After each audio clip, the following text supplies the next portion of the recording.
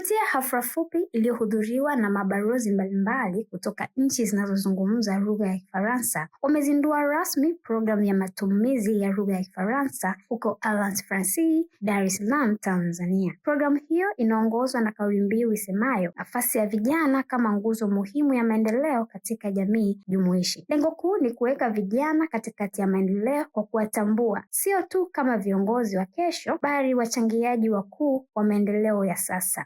Groupe, qui est un groupe d'ambassadeurs francophones, et on a souhaité de placer la thématique cette année de la francophonie au cœur de son action, qui est une thématique importante et capitale, celui du rôle de la jeunesse en tant qu'acteur stratégique du développement dans une société inclusive.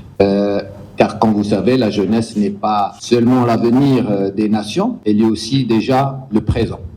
Elle est une force d'innovation, un levier de transformation et une source d'espoir pour un monde plus juste et plus équilibré. Dans un contexte, comme vous le savez aujourd'hui, international marqué par de nombreux défis, il est de notre responsabilité collective d'offrir à nos jeunes les moyens de s'épanouir, d'apprendre, de créer, de contribuer pleinement au développement de leur société. La francophonie constitue à cet égard un espace unique. C'est un espace où la langue française devient plus qu'un outil de communication. Elle est un pont entre les cultures. Vilevile kupitia programu hiyo kutakuwa na shughuli mbalimbali za kitamaduni, kielimu na michezo itakayofanyika katika maeneo mbalimbali nchini ikiwemo Dar es Salaam na Arusha. Shughuli hizo zimelenga kukuza lugha ya Kifaransa pamoja na maadili ya umoja, utofauti na mazungumzo. Aidha, kupitia programu hiyo ambayo inahusisha mashindano ya michezo mbalimbali ikiwemo mchezo wa mpira wa miguu